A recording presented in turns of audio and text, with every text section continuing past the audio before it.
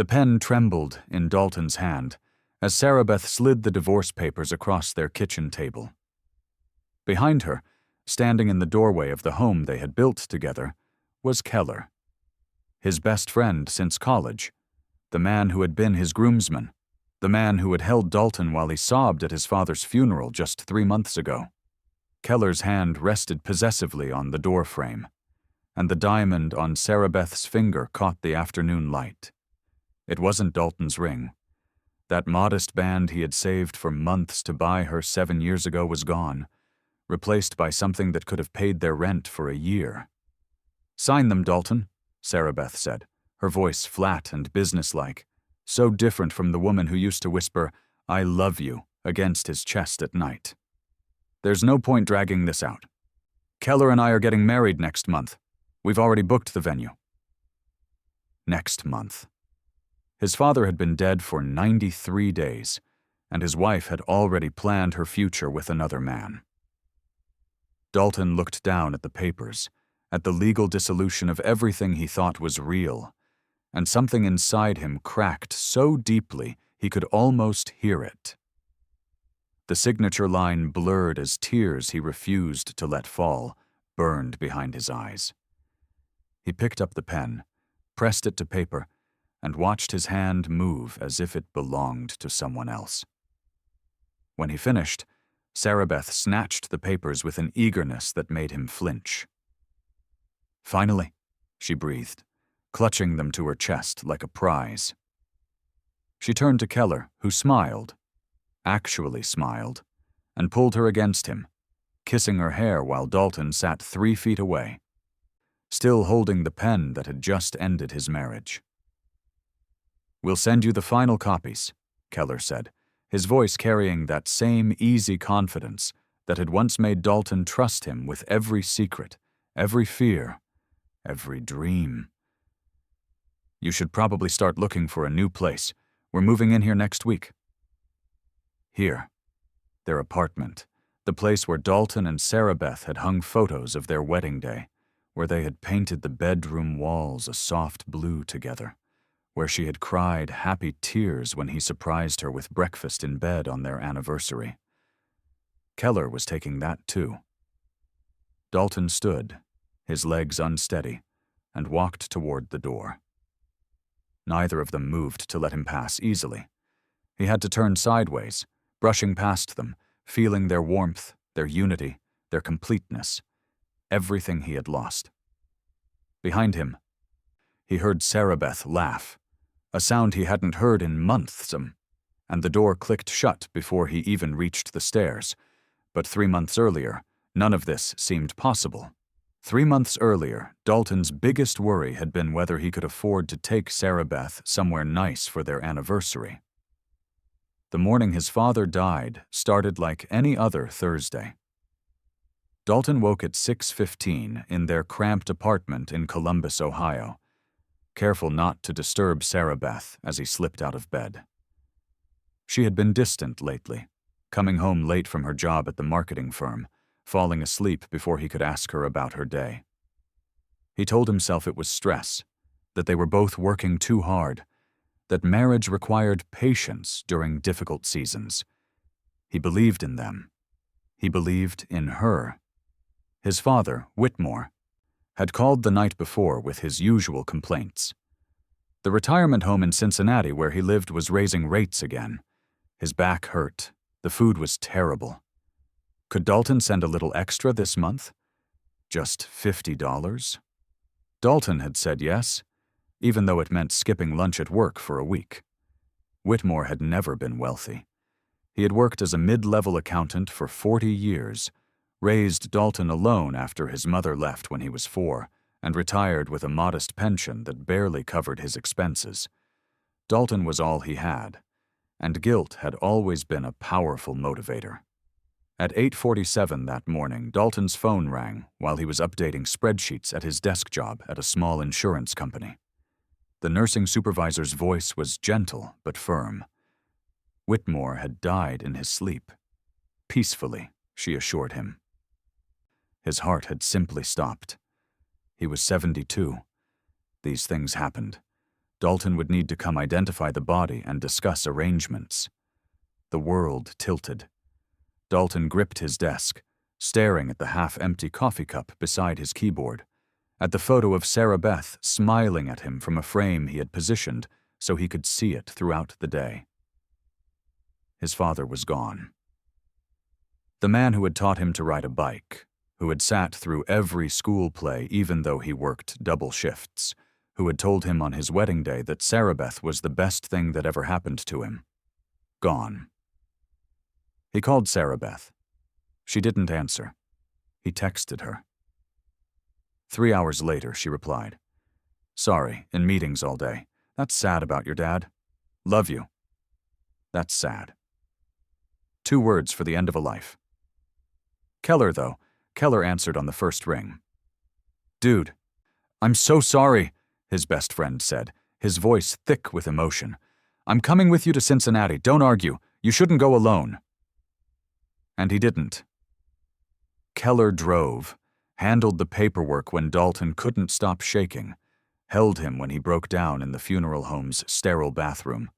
Keller arranged the service, called the few distant relatives Whitmore had maintained contact with, even helped Dalton pick out the casket, the cheapest one available, because that was all Dalton could afford, even with Keller offering to split the cost.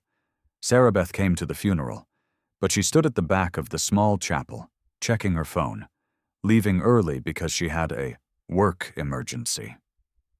Only 11 people attended.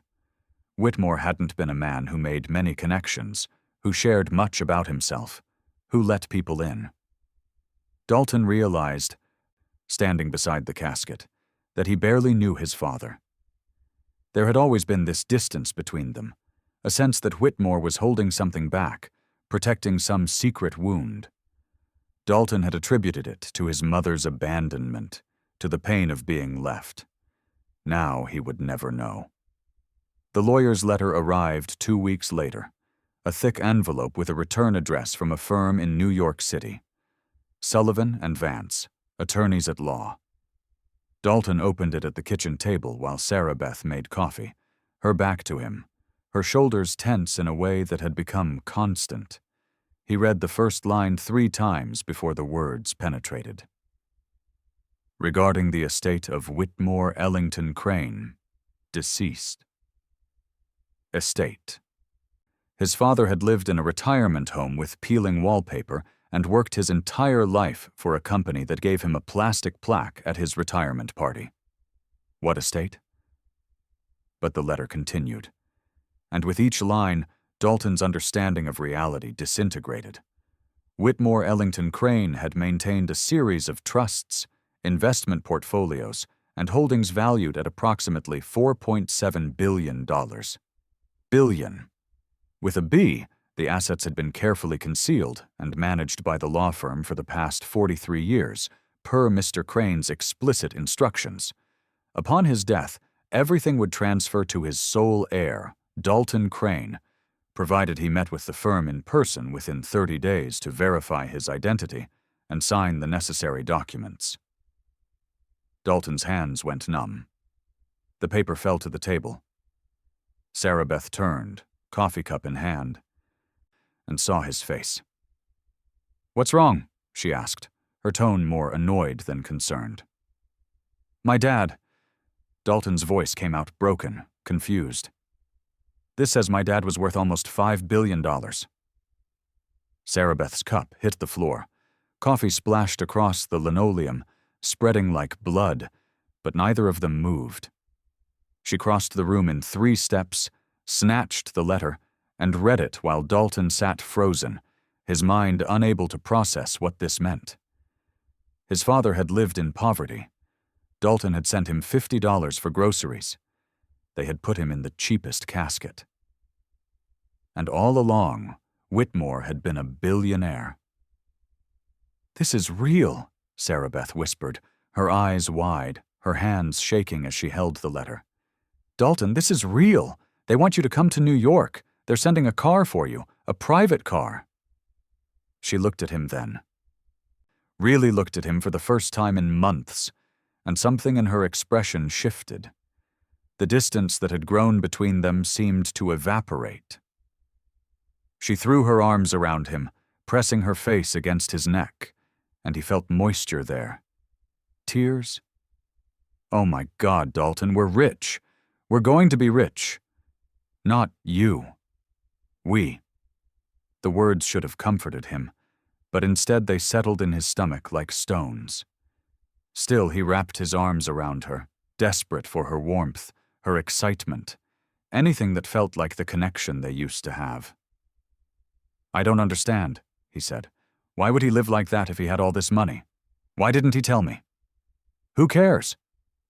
Sarabeth pulled back, gripping his shoulders, her eyes bright with something that looked almost feverish. Don't you see what this means? We can quit our jobs. We can buy a house, a real house, not this apartment. We can travel. We can have everything we've ever wanted. But all Dalton could think about was his father eating terrible food in a retirement home with broken air conditioning, asking his son for $50, dying alone in a room with stained carpet. If Whitmore had billions, why had he chosen to suffer? What had made him hide this massive fortune, even from his own son? I need to call Keller, Dalton said, reaching for his phone. Keller would help him make sense of this. Keller always knew what to do. Sarabeth's hand closed over his, stopping him. Wait, she said. Maybe we should keep this quiet for a little while, until you go to New York and make sure it's real. We don't want people treating us differently, right? We don't want everyone suddenly coming out of the woodwork asking for money. There was logic in that, Dalton supposed, but the way she said it, the intensity in her grip, made him uneasy. Keller isn't people, he said. He's my best friend. I know, baby. I know, but just let's be smart about this. For now, it's our secret, okay? He wanted to argue, but she was kissing him, her hands in his hair, pulling him toward the bedroom with an urgency she hadn't shown in over a year. And God help him, he was lonely enough, desperate enough for her attention that he let her. He let her pretend this changed nothing between them when they both knew it changed everything. Over the next 2 weeks, as Dalton prepared for his trip to New York, Sarabeth transformed. She was attentive, affectionate, interested in his day. She cooked his favorite meals, laughed at his jokes, initiated intimacy. It was like having the woman he married back, and Dalton wanted so badly to believe it was real that he ignored the voice in his head, whispering that the timing was too convenient. Keller noticed the change when they met for their weekly basketball game at the rec center. Sarabeth seems happy lately, he commented, passing Dalton the ball. You guys work things out? Dalton hesitated, remembering Sarabeth's request for secrecy. But this was Keller. They had known each other for 15 years since freshman year at Ohio State, when they had been randomly assigned as roommates. Keller had been there through every major moment of Dalton's life. Keeping this from him felt wrong. Can I tell you something? Dalton asked, lowering his voice even though they were alone on the court. But you can't tell anyone, not even Marissa. Marissa was Keller's girlfriend of 8 months, a sharp-tongued lawyer who made Dalton slightly uncomfortable with her intensity but who Keller seemed to adore. Of course, man. What's going on? Dalton told him everything. About the letter, the billions, the trip to New York scheduled for next week. He told him about his confusion over why Whitmore had hidden the money, about his guilt over the cheap funeral, about how surreal and terrifying and overwhelming it all felt. Keller listened without interrupting, his expression carefully neutral. When Dalton finished, his best friend pulled him into a hug. That's insane, Keller said. But you deserve this, Dal. After everything you've been through, all the years you struggled, you deserve something good. It doesn't feel real yet. It will. Once you go to New York and sign those papers, it'll hit you. Keller pulled back, gripping Dalton's shoulders the way Sarabeth had, and smiled. Your dad must have had his reasons for keeping it secret. Maybe he wanted to make sure you grew up normal, not spoiled. Maybe he was protecting you. But he made sure you'd be taken care of in the end. That's what matters. It was a kinder interpretation than Dalton had managed himself. He nodded, grateful for Keller's steadiness, his ability to find the positive angle. Thanks, man. And seriously, don't tell anyone yet. Sarabeth wants to keep it quiet until everything's finalized. Your secret's safe with me. They finished their game, and Dalton went home feeling lighter. But when he walked into the apartment, he found Sarabeth on the phone, her voice low and urgent. She hung up quickly when she saw him. Who was that? He asked.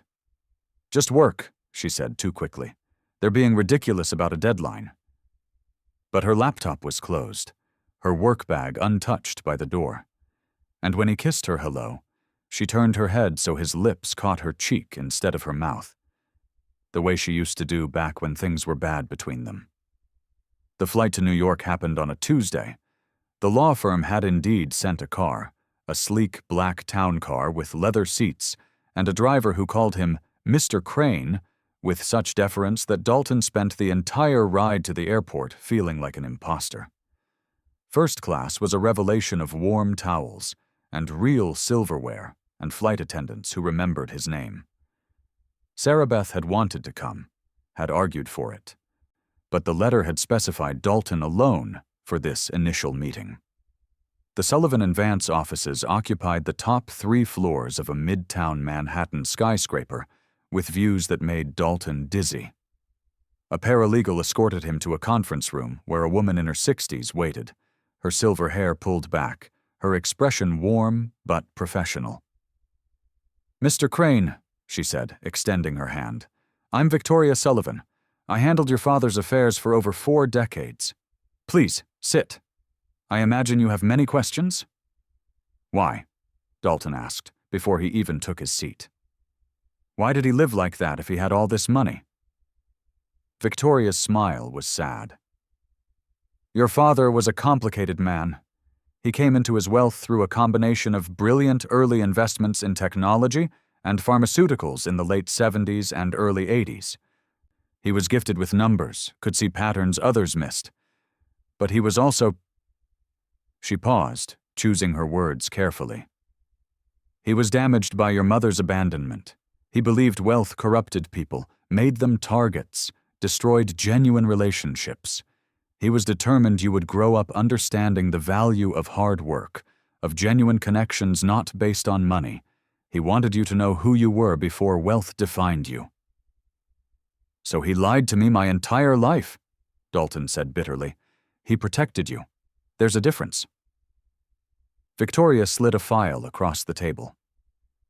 Your father left you extensive notes, letters he wrote over the years explaining his reasoning. He hoped you would understand, though he knew you might not forgive him. The money is yours, unconditionally. But he asked that I give you these letters before you make any major decisions. Dalton opened the file with shaking hands. His father's handwriting filled page after page, explanations, apologies, hopes, fears. But he couldn't read them. Not now, not with Victoria watching. He closed the file. What do I need to do? He asked. The paperwork took 3 hours. Signatures, verification, accounts, trusts, investment portfolios. By the time Dalton walked out of that building, he was one of the wealthiest men in Ohio. The knowledge sat in his chest like a weight, pressing down, making it hard to breathe. He called Sarabeth from the airport. It's real, he said. It's all real. Her scream of joy was so loud, he had to pull the phone away from his ear. Oh my God, Dalton, when are you coming home? We need to celebrate. We need to tell everyone. Tomorrow morning, and yeah, I guess we can start telling people. I'll plan something. A dinner party. We'll invite everyone. Your co-workers, my work friends Keller and Marissa. We'll announce it properly. That night, alone in a hotel room that cost more than his monthly rent back in Columbus, Dalton finally read his father's letters. They were heartbreaking and infuriating in equal measure. Whitmore wrote about watching Dalton struggle, about wanting to help, but believing the struggle would build character. He wrote about the trust Dalton's mother had destroyed, about his fear that money would attract the wrong kind of people into his son's life. He wrote about love in the abstract way of a man who had forgotten how to express it directly. The last letter was dated 3 days before Whitmore died. In it, he finally admitted his doubts. "I may have been wrong," he wrote. "I may have stolen from you the security I could have provided, but I hope, whatever comes, you will use this gift wisely, trust carefully, love deeply, and remember that who you were before this money, that's who you truly are." Dalton folded the letters carefully and tucked them back into the file. Then he cried for the 3rd time since his father died, grieving not just the loss but the wasted opportunities, the conversations they could have had, the relationship the money had somehow prevented instead of enhanced. When he walked through his apartment door the next afternoon, exhausted and emotionally drained, he found it transformed. Balloons, streamers, a banner that read, "Congratulations," in glittering letters. And the apartment was full of people, his co-workers, Sarabeth's friends, neighbors he barely knew. Everyone was drinking champagne from plastic cups, laughing too loud, looking at him with new eyes. Sarabeth rushed to him, throwing her arms around his neck, and the crowd erupted in cheers. "Surprise," she said, her eyes glittering. "Everyone knows. Isn't it wonderful? Everyone's so happy for us." But as Dalton looked around the room, at the people who had barely acknowledged him yesterday now pressing close, touching his arm, congratulating him, asking questions about his good fortune, he felt something cold settle in his chest. Keller stood in the corner, Marissa beside him, and even from across the room, Dalton could see something in his best friend's expression that didn't match the smile on his face. The party lasted until midnight. People Dalton hadn't spoken to in years suddenly wanted his phone number. Distant cousins he didn't know existed appeared with stories about how close they'd been to Whitmore. His boss, who had denied him a raise 6 months ago, pitched an investment opportunity. And through it all, Sarabeth sparkled, holding his hand, introducing him as "my incredibly fortunate husband," laughing and glowing in a way that should have made him happy but instead made him feel hollow. When everyone finally left, when the apartment was quiet except for the hum of the refrigerator and the drip of a faucet, Dalton found Sarabeth in the bedroom, counting cash. Actual stacks of bills. "What is that?" he asked. She startled, quickly sliding the money into a drawer.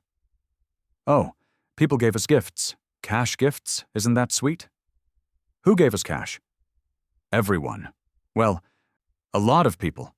They were so excited for us."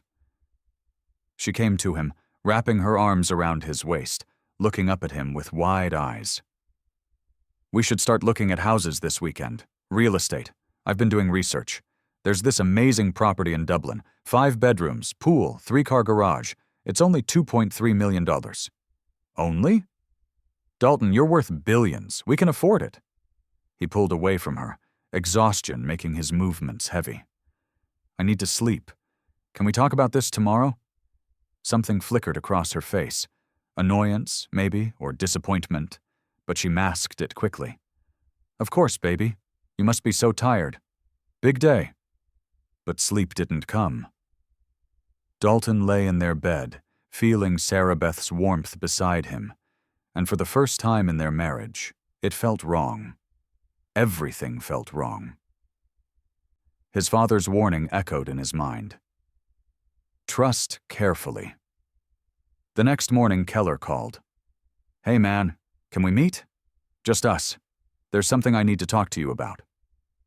They met at their usual coffee shop, a dingy place near campus that they'd frequented since college. Keller looked tired, his usually confident demeanor subdued. He ordered them both black coffee and led Dalton to a corner booth. I need to tell you something, Keller said, his hands wrapped around his cup like he needed the warmth. And you're going to hate me for it. Dalton's stomach dropped. What? Sarabeth came to see me. 2 weeks ago, right after you told me about the money. She wanted my advice on something. Advice on what? Keller's jaw clenched. On whether she should stay married to you. The world stopped. Dalton heard his own heartbeat, loud and slow, drowning out the ambient noise of the coffee shop. What? She said she'd been unhappy for a while, that she'd been thinking about leaving you. But then the money happened, and she didn't know what to do. She wanted to know if I thought she'd be entitled to half in a divorce, or if she should wait, try to make it work. Keller's eyes were anguished. Dal, I told her she needed to talk to you, to be honest with you. But then at the party last night, seeing her all over you, acting like everything's perfect, I couldn't keep quiet anymore. You deserve to know. Dalton couldn't breathe. The coffee shop tilted. She was going to leave me? She said she'd been having doubts for over a year, since before your dad died. But Dal, that money changed her mind. I saw it in her face when I told her she'd probably get half. She lit up. And then she asked me, Keller's voice dropped. She asked me if I would testify in a divorce that you'd always been financially irresponsible, bad with money. She wanted me to help her get more in the settlement. And you said? I told her to go to hell. Keller reached across the table, gripping Dalton's arm. You're my brother. I would never do that to you. But she's circling, man. She's calculating. And I think you need to protect yourself. Dalton pulled his arm away, standing so abruptly his chair scraped loud across the floor. Other patrons turned to look, but he didn't care. I need to go. Dalton, wait. But he was already walking out into the cold morning, his mind spinning. Sarabeth had wanted to leave him. Before the money, she had wanted out. And now she was pretending, performing the role of loving wife, counting cash from strangers who suddenly cared about them. How long had she been lying? How much of their last year together had been real? He drove aimlessly for an hour, then found himself parked outside his father's old retirement home. The building looked even more depressing than he remembered. Peeling paint, cracked sidewalk, a sad collection of plastic chairs on a concrete patio where elderly residents sat staring at nothing. Whitmore had chosen this. With billions in the bank, he had chosen this poverty, this isolation, because he believed wealth corrupted. Had he been right? Dalton's phone rang. Sarabeth. He almost didn't answer, but some desperate part of him still hoped Keller had been wrong, that there was an explanation. Where are you? She asked, her tone sharp. You just disappeared. I made brunch. Why didn't you tell me you wanted a divorce? Silence. Long and damning. When she spoke again, her voice was different, colder, more calculating. Who told you that? Does it matter? It was Keller, wasn't it? God, I knew he couldn't keep his mouth shut. She sighed, and he could picture her pinching the bridge of her nose the way she did when annoyed. Look, yes, I was having doubts. Marriage is hard, Dalton. People have doubts. But I worked through them. We're fine now. Because of the money. That's not fair. Isn't it? Anger finally broke through the numbness, hot and clarifying. You were planning to leave me. You asked Keller to testify against me, and now you're throwing parties and planning to spend millions on houses. So tell me, Sarabeth, when exactly did you start loving me again? Was it when the lawyer's letter arrived, or when I confirmed the billions were real? You're being paranoid. The money hasn't even changed you yet, and you're already acting different. Maybe your dad was right to keep it from you. The cruelty of using his father's choices against him snapped something inside Dalton. I want you out of the apartment when I get back. What? You heard me. Pack your things. We're done. You can't just kick me out. I live there. We're married. Then I'll get a hotel. I don't care. I'm not doing this. I'm not staying with someone who only wants me for money. He hung up before she could respond, before he could hear her scramble for excuses or threats or tears. His hands were shaking so hard he had to grip the steering wheel to steady them. But when he got back to the apartment 3 hours later, giving what he thought was plenty of time, he found it wasn't empty. Sarabeth was there, yes, frantically packing bags. But so was Keller, and they weren't just talking. Dalton walked in to find them in an embrace that was far too intimate, too familiar. Sarabeth's face pressed against Keller's chest, his arms around her, his lips in her hair. They sprang apart when they heard the door, but not before Dalton saw everything he needed to see. "How long?" he asked, his voice deadly quiet. Neither answered. They just looked at him with matching expressions of guilt and defiance. "How long?" Dalton roared, and Sarabeth flinched. 4 months, Keller finally said, his voice steady despite the destruction in his words. "Since January." Before the money. Before Whitmore died. While Dalton had been working double shifts to help pay his father's expenses, while he had been trying to save his marriage, while he had been confiding in his best friend about his struggles, they had been together. "The funeral," Dalton whispered, the memory crystallizing with hideous clarity. "You held me while I cried at my father's funeral, and you were sleeping with my wife." Keller had the decency to look ashamed, but Sarabeth stepped forward, her chin raised. "You want to know the truth?" "Fine. Yes, Keller and I have been together. Yes, I was going to leave you before we found out about the money. But I stayed, Dalton. I tried to make it work. You can't blame me for that." "You tried to make it work?" Dalton's laugh was broken, bitter. "You tried to spend the money. That's what you tried. Maybe if you'd been a better husband, I wouldn't have needed someone else." Sarabeth's voice rose, years of resentment spilling out. "You were always so focused on your father, on your boring job, on being responsible and careful. Keller makes me feel alive. He sees me. He was my best friend. And he was a better friend to me than you were a husband." The words should have hurt more than they did. But Dalton was beyond pain now. He was somewhere else entirely, somewhere cold and clear where he could see everything with perfect honesty. "Get out," he said. "Both of you. Now." They hesitated, but something in his expression made them move. Sarabeth grabbed her bags. Keller picked up a box Dalton recognized as containing things from the back of their closet. Apparently, they'd been planning this together. At the door, Sarabeth turned back. "You'll owe me half of everything in the divorce," she said. "Ohio's a no-fault state. I'm entitled to it." "Then you'll get it," Dalton said. "I don't care. Just go." They left, and the apartment became a tomb. Dalton stood in the center of his living room. No, not his anymore, soon to be nothing but a memory, and tried to understand how his life had disintegrated so completely in a matter of weeks. His father was dead. His wife was gone. His best friend was a traitor. And all because of money he never wanted. Money that had proven his father's worst fears about corruption and false relationships. He called Victoria Sullivan, the lawyer, and told her everything. She listened without judgment, then said, "I'm sorry, Mr. Crane. Your father feared something like this might happen.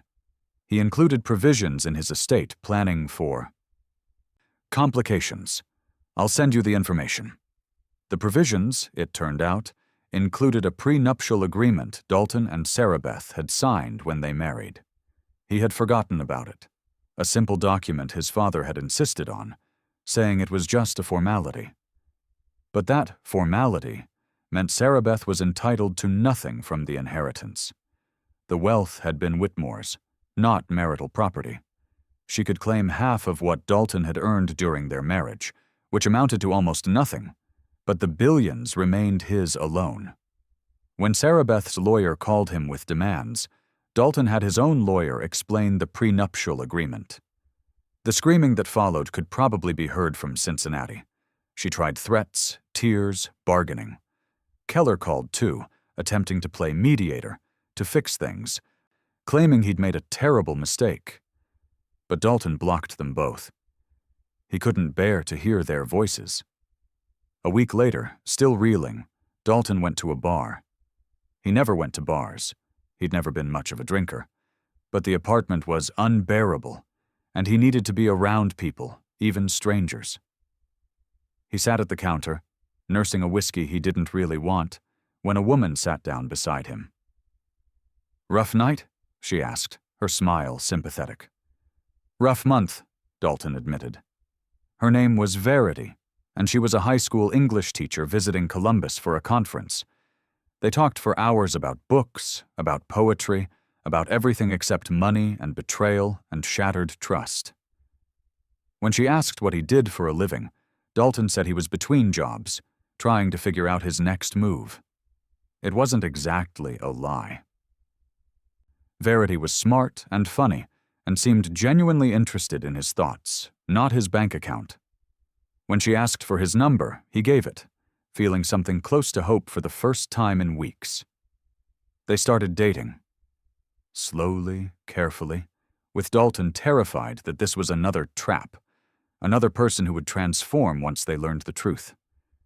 But Verity remained consistent, kind, thoughtful, real. After 2 months, he told her about the money. She was quiet for a long moment, processing. Then she said, "That's a lot of pressure to carry. I'm sorry your father didn't trust you with it sooner. But for what it's worth, I liked you when I thought you were unemployed. The money doesn't change that." Dalton wanted to believe her. He tried to believe her. But the divorce proceedings with Sarabeth were vicious and public, with tabloids somehow discovering the story and running headlines about the secret billionaire and his gold-digging wife. Keller gave an interview, an actual interview, claiming Dalton had changed, become cold and paranoid because of the money. The betrayal cut deeper than the original affair. 6 months after his father's death, Dalton sat in a courtroom while a judge finalized his divorce. Sarabeth, dressed in black like she was mourning something precious rather than celebrating her future with Keller, stared at him with naked hatred when the judge awarded her only the minimum required by law. Outside the courthouse, she and Keller were waiting. That's when everything came full circle to this moment, to the divorce papers sliding across the kitchen table, to the pen in his hand, to the final signature that ended everything. But as Dalton walked down the stairs of the apartment building, something made him look back. Through the window, he could see Sarabeth and Keller inside. And what he saw made his blood run cold. They were arguing. Sarabeth was crying, but not sad tears, angry ones. She shoved Keller hard, and he grabbed her wrists, his face twisted with an expression that was nothing like the easygoing best friend Dalton had known. Something was very, very wrong. And then Dalton's phone rang. It was Victoria Sullivan, his father's lawyer, and her voice was urgent. "Mr. Crane, I need you to come to New York immediately.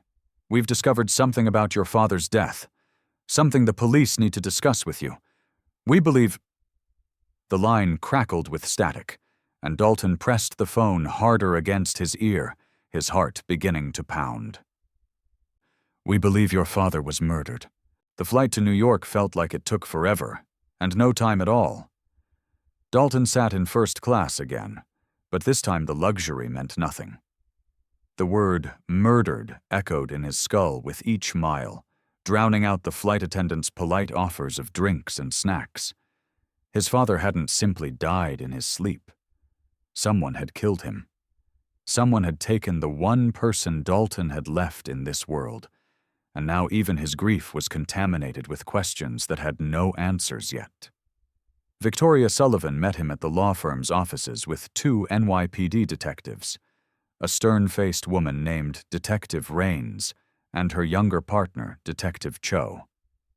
They settled into the same conference room where Dalton had learned about his inheritance, but the space felt different now, charged with danger instead of possibility. "Mr. Crane," Detective Rains began, her voice professional but not unkind. "I understand this is difficult, but we need to ask you some questions about your father's death and the people in your life." "People in my life? What does that have to do with my father?" Detective Cho opened a folder, sliding several photographs across the table. They showed the retirement home, Whitmore's room, close-ups of a drinking glass and a medication bottle. 3 days ago, the retirement home contacted us. They'd been doing a routine audit of medication dispensation and found irregularities in your father's records. Someone had been altering his prescriptions, gradually increasing his heart medication to dangerous levels. The final dose, administered the night before he died, was lethal. Dalton's hands went numb. Someone poisoned him? Essentially, yes. They used his own medication, increased the dosage over several weeks so it wouldn't look suspicious. It appeared to be a natural heart failure. But once we knew what to look for, Detective Rains tapped another photo, this one showing security camera footage. "The retirement home has cameras in the hallways. We've been reviewing footage from the 3 months before your father's death." She pulled out another photo, and Dalton's world tilted violently. The image was grainy, but unmistakable. Keller, standing in the hallway outside Whitmore's room, looking over his shoulder as if checking whether anyone was watching. "Do you know this man?" Detective Rains asked, though her expression said she already knew the answer. That's Keller. Keller Whitfield. My best friend. My former best friend." Dalton couldn't breathe. "But that doesn't make sense. Why would he visit my father? They barely knew each other." According to the visitor logs, this man signed in 6 times over 2 months, always claiming to be your father's nephew. The staff didn't question it. Your father had few visitors, and they were happy to see him having company. Detective Cho leaned forward. "Mr. Crane, did you know your friend was visiting your father?" "No. He never told me. He never—" Dalton's mind raced back through conversations, through Keller's offer to help with the funeral, through his presence at Whitmore's bedside. "He came with me when my father died. He helped me identify the body. He was there the whole time, and he never said he'd been visiting him." "We need to understand the timeline," Detective Rains said. "When did you tell Mr. Whitfield about your inheritance?" 2 weeks after my father died. After I got the letter from Victoria." Dalton looked at his father's lawyer, who sat pale and tense beside him. "But Keller couldn't have known about the money before that. Nobody knew." Victoria cleared her throat. "Actually, Mr. Crane, there's something I need to tell you. Your father received a phone call about 6 weeks before his death, from our offices. Someone called claiming to be you, asking questions about Whitmore's estate, whether there was a will, what the inheritance might entail. Our receptionist, thinking it was you, confirmed that yes, there was a substantial estate. We realized the error only after we received the police inquiry and pulled our phone records." The pieces clicked together with sickening clarity. Keller made that call. He found out about the money before my father died, before he was murdered. "That's what we believe," Detective Rains confirmed. "The visits to your father started 1 week after that phone call. We think Mr. Whitfield was trying to access the inheritance, possibly trying to convince your father to change his will. When that didn't work, he killed him." Dalton's voice was hollow. "Keller killed my father. We're still building our case, but yes, that's our working theory. However, we don't believe he acted alone." Detective Cho pulled out more photos. These ones showing Sarabeth entering the retirement home, different dates, always in sunglasses and a hat. Your wife also visited your father multiple times. Did you know about these visits?" Dalton shook his head, unable to speak. Sarabeth and Keller together, visiting his father in secret, plotting something Dalton couldn't fully comprehend yet. The affair had started in January, 4 months before Whitmore died. Had they been planning this from the beginning? "What we can't figure out," Detective Raines continued, "is the end game. Even if your father died, the inheritance went to you, not them. So what was their plan?" Understanding dawned cold and terrible. They were going to stay married to me. Sarabeth was going to stay, act like the loving wife, and wait. Then once we had the money, she'd divorce me and take half. Or, Dalton's throat closed. Or kill me too. The detectives exchanged glances. "We've considered that possibility," Detective Raines said carefully. "Mr. Crane, have you experienced any unusual health issues since receiving your inheritance? Any unexplained illnesses? Accidents? Near misses?" Dalton thought back through the past months. There had been that week where he'd been violently sick, vomiting, dizzy, barely able to stand. Sarabeth had made him soup, taken care of him, been so attentive. He'd thought it was food poisoning. But what if... "I got sick," he said. "About 2 months ago, really sick. It lasted almost a week." Detective Cho made a note. "Did you see a doctor?" "No. Sarabeth said it was just a stomach bug, that I should rest. She gave me medication, over-the-counter stuff. She said she'd picked it up from the pharmacy." "Do you still have those medications?" I don't know. Maybe. They might still be in the bathroom cabinet." Dalton's hands were shaking. "You think she was poisoning me?" "We'd like to test any medications you still have. And Mr. Crane, we need to ask, where are your wife and Mr. Whitfield now?" "My ex-wife. We signed the divorce papers this afternoon, and I don't know where they are. They're moving into my old apartment together." Dalton gave them the address, and Detective Raines immediately stepped out to make a call. Victoria reached across the table, her hand covering Dalton's. "I'm so sorry. Your father feared money would bring out the worst in people, but I don't think even he imagined this." "Why didn't he just tell me?" Dalton's voice cracked. "If he'd told me about the money before he died, if he'd just been honest, maybe none of this would have happened. Maybe he'd still be alive." "Your father was trying to protect you. He made choices he thought were right, even if they turned out to be tragically wrong." Victoria hesitated, then pulled out another envelope. "There's one more letter. He asked me to give it to you only if something suspicious occurred around his death. He was paranoid toward the end, thought someone was watching him, following him. I dismissed it as old age, but..." Dalton opened the envelope with shaking hands. His father's handwriting was shakier here, written in obvious distress. "Dalton," the letter began, "if you're reading this, I'm dead, and Victoria believes something was wrong about my death. I hope I'm being paranoid. I hope this letter never sees daylight. But in case I'm right, there are things you need to know. Someone has been asking questions about you. About us. About money. A man came to visit me 3 weeks ago, said he was your friend, Keller. He was charming, friendly, said you'd sent him to check on me. But you hadn't. When I mentioned the visit in our next phone call, you had no idea what I was talking about. That's when I knew something was wrong. He came back twice more. The last time he brought a woman. Pretty, confident, wearing a wedding ring. I recognized her from your wedding photos. Your wife, Sarabeth. They asked about my estate, about whether I'd made provisions for her in my will since she was family now. I told them I had modest savings, nothing significant. They didn't believe me. I could see it in their eyes. They know, or they suspect. And I'm afraid, son. Not for myself. I'm old, I've lived my life, but for you.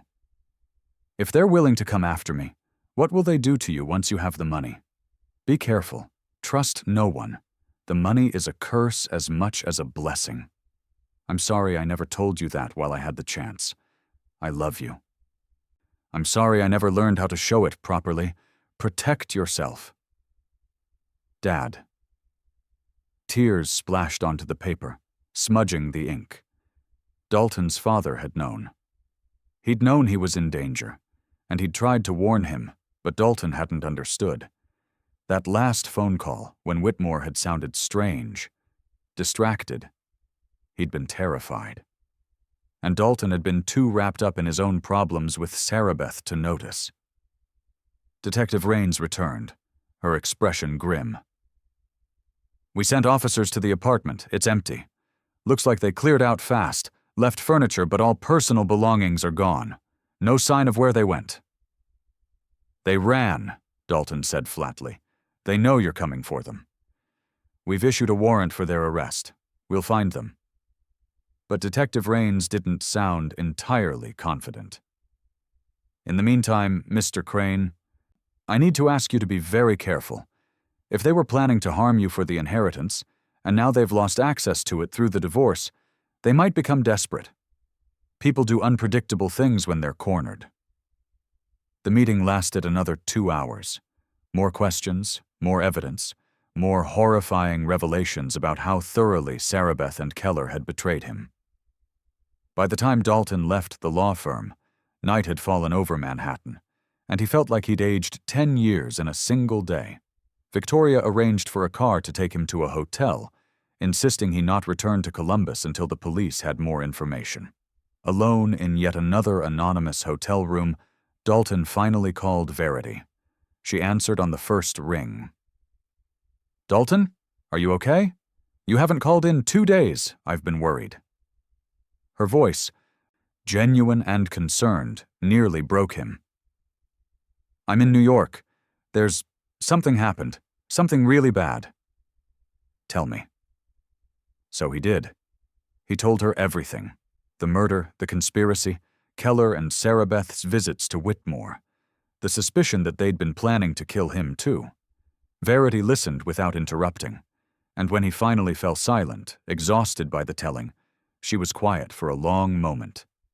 I'm coming to New York, she said. What? No, you don't have to.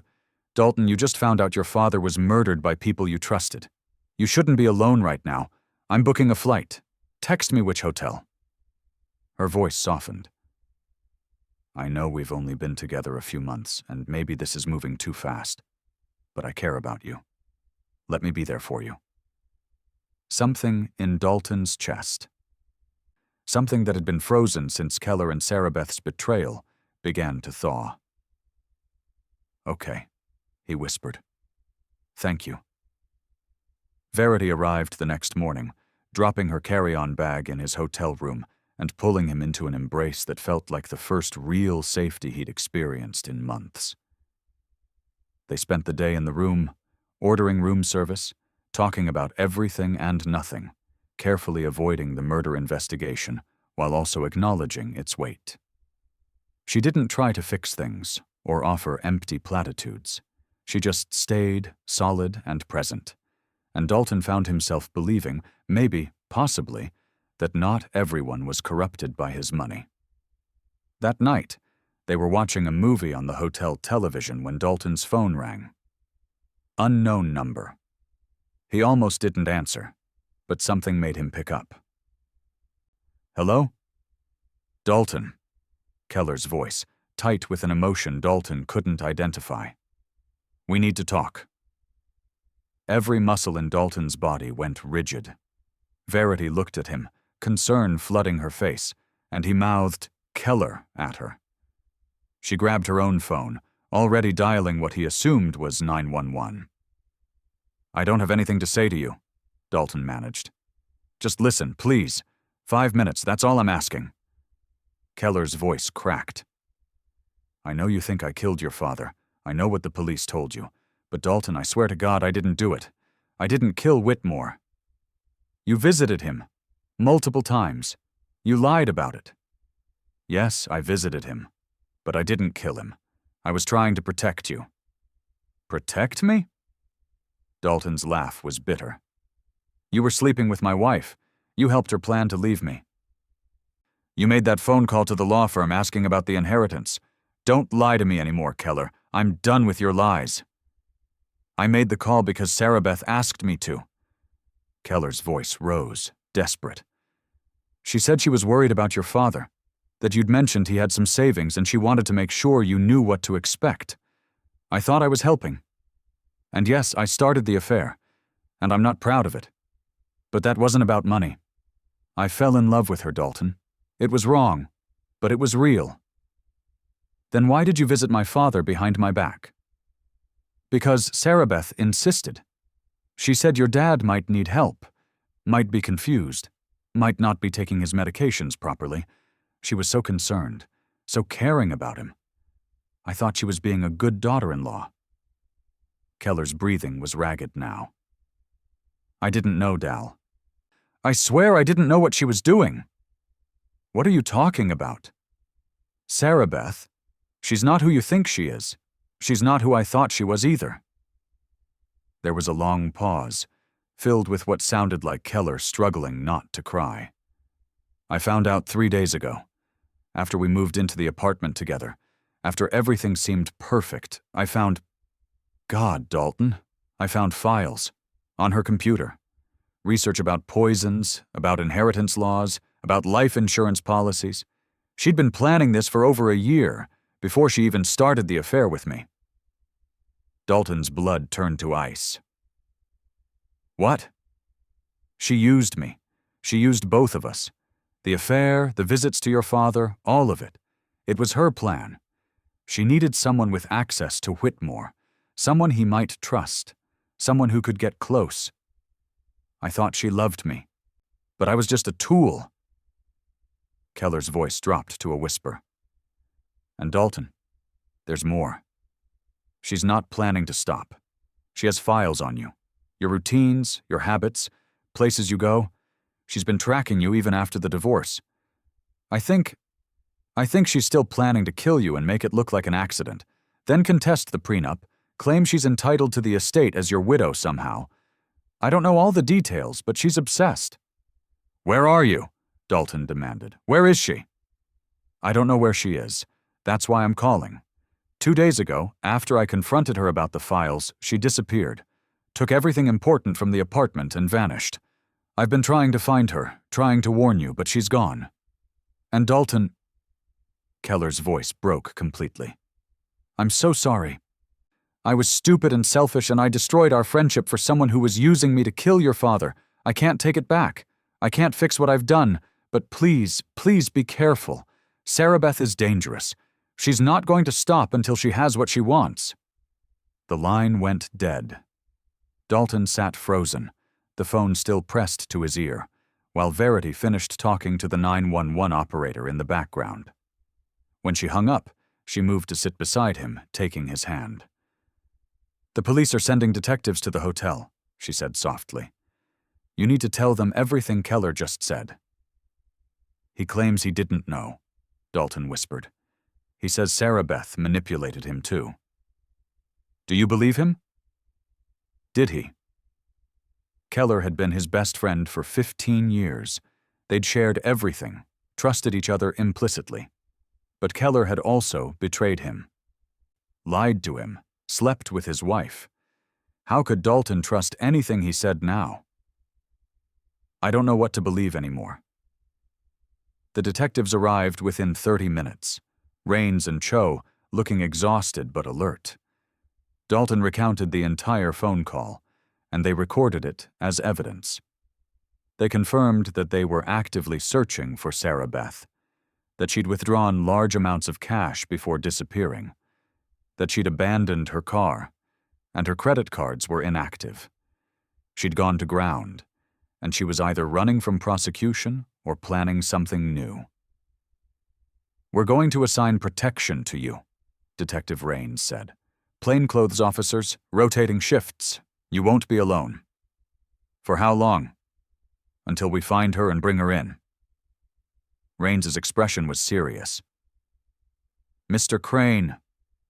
Your ex-wife is now our primary suspect in your father's murder. If what Mr. Whitfield said is true, she's also potentially planning to harm you. We're treating this as an active threat." That night, with 2 police officers stationed outside his hotel room and Verity sleeping fitfully beside him, Dalton lay awake, staring at the ceiling. His father had died trying to protect him from the corrupting influence of wealth. Keller had been manipulated into helping commit murder. Sarabeth had orchestrated everything, playing them all like pieces in a game only she understood. And somewhere out there, she was still free, still planning, still dangerous. His phone buzzed with a text from an unknown number. Against his better judgment, he opened it. The message was simple, just 3 words and a photo. The words, "See you soon." The photo was taken from across the street, showing Dalton's hotel through a window.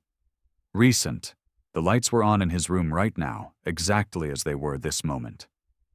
She was here. Sarabeth was watching him right now. Dalton bolted upright, his heart hammering. He rushed to the window, yanking the curtains closed, then shook Verity awake. "She's here! She's outside the hotel right now." Verity was alert immediately, reaching for her phone to call the officers. But before she could dial, the hotel room lights went out. Complete darkness. And in that darkness, Dalton heard something that made his blood freeze. The quiet click of their hotel room door unlocking. Someone was coming in. Dalton grabbed Verity's arm, pulling her down behind the bed as the door swung open with agonizing slowness. The ambient light from the hallway created a silhouette. Someone tall, moving with predatory caution. Not Sarabeth. Too big. Male. "Police!" The shout came from the hallway, followed by the pounding of feet. The figure in the doorway spun, and suddenly the room exploded with light and motion. The 2 officers assigned to protect Dalton tackled the intruder, slamming him against the wall. More police poured in, weapons drawn, securing the room with efficient precision. When they hauled the intruder into the light, Dalton's stomach dropped. It wasn't a stranger. It was Marcus, Sarabeth's older brother, a man Dalton had met exactly twice during his marriage. Once at the wedding, once at a tense Thanksgiving dinner 3 years ago, where Marcus had spent the entire meal asking pointed questions about Dalton's finances and prospects. "Marcus Trent," Detective Raines said, appearing in the doorway with her badge out, taking control of the situation. "You're under arrest for breaking and entering, attempted assault. I wasn't going to hurt him." Marcus struggled against the officers holding him, his eyes wild. "I was trying to warn him. Sarabeth sent me to check if he was alone, if there was security. She's planning something tonight, something big. I couldn't let her do it. I couldn't—" "Take him downstairs," Raines ordered. "We'll question him properly." She turned to Dalton and Verity, both still crouched behind the bed, shaking. "Are you 2 all right?" Dalton nodded, not trusting his voice. Verity helped him stand, her hand steady on his arm even though he could feel her trembling. The officers led Marcus out, and Raines remained, her expression grave. "We're moving you to a secure location," she said. "Pack only essentials. We leave in 5 minutes." They were hustled out through a service entrance, surrounded by 6 officers, and driven through Manhattan's late-night streets in an unmarked van. Dalton caught glimpses of other vehicles following. Police escort, he assumed or hoped. Verity sat pressed against him, her fingers laced through his, neither of them speaking. What was there to say? His ex-wife had sent her own brother to scout his location so she could— What? Kill him in his sleep? Stage an accident? The possibilities were endless and uniformly horrifying. The safe house turned out to be a nondescript apartment in Queens, the kind of place with reinforced doors and windows that didn't quite close properly. Detective Cho stayed with them while Raines went to interrogate Marcus. A uniformed officer stood guard outside. Dawn was creeping through the blinds by the time Rains returned, looking 10 years older than when she'd left. "Marcus is talking," she said, accepting the coffee Verity offered her with a grateful nod. "Says he's been suspicious of his sister for months, ever since she started throwing money around that he knew Dalton hadn't given her yet. When she showed up at his place 3 days ago with duffel bags full of cash and a wild look in her eyes, he knew something was seriously wrong." "How did she get cash?" Dalton asked. "I froze all our joint accounts after I found out about the affair. According to Marcus, she's been skimming for years. Small amounts from your accounts, from your paychecks, building a nest egg. She also took out credit cards in your name. We found the applications in her abandoned apartment. She's been planning this for a long time, Mr. Crane. Probably since before she even married you." The words hit like physical blows. "Before we got married?" Rains pulled out her tablet, showing him a series of documents. "We've been digging into Sarabeth's background. Her real name is Sarabeth Trent, but she's used at least 3 other aliases. She has a record: fraud, identity theft, charges that were dropped when witnesses mysteriously recanted. This isn't her first time targeting someone for money. You're just the biggest score she's ever attempted." Dalton felt Verity's grip on his hand tighten. "So our entire marriage was a lie," he said numbly. "She never loved me. She was just waiting for my father to die so she could take the money." "That's what Marcus believes. He says Sarabeth was obsessed with finding a golden ticket," her words, "someone with hidden wealth or inheritance potential. She researched you for 6 months before you met, learned your habits, engineered that first meeting to seem accidental." "We met at a coffee shop," Dalton whispered.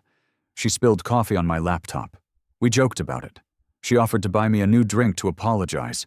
It seemed so natural." "It was calculated." Rain's voice was gentle but firm. "I'm sorry, but you need to understand who you're dealing with. Sarabeth is a professional con artist, possibly a sociopath. She doesn't feel remorse the way normal people do. And right now she's desperate and dangerous because her long-term plan fell apart." "What did Marcus tell you about tonight?" Verity asked. "What was Sarabeth planning?" Rains hesitated, glancing at Dalton with something like pity. "She was going to set a fire. The whole hotel. She had accelerants, a timer, everything staged to look like faulty wiring in the walls. You'd die in your sleep from smoke inhalation, along with dozens of other people. She called it cover. The more victims, the less suspicious your death would appear." The room tilted. Sarabeth had been willing to murder potentially hundreds of people just to get to him. The woman he'd shared a bed with, made breakfast for, promised forever to. She was a monster. "Marcus stopped her?" Dalton managed. "Marcus says he disabled her timer device and then came to warn you. But he also admits he's been helping her for weeks, laundering money, providing alibis, finding places for her to hide. He's not innocent in this, but he drew a line at mass murder." Rains leaned forward. "Here's where it gets complicated. Sarabeth doesn't know Marcus betrayed her yet. She's waiting for him to report back, to tell her if you're alone, if the coast is clear. We want to use that." "Use it how?" Verity asked. "We want Marcus to tell Sarabeth the hotel plan worked, that there was a fire, that Dalton is dead. See if she comes out of hiding to claim the estate or cover her tracks." Rains looked directly at Dalton.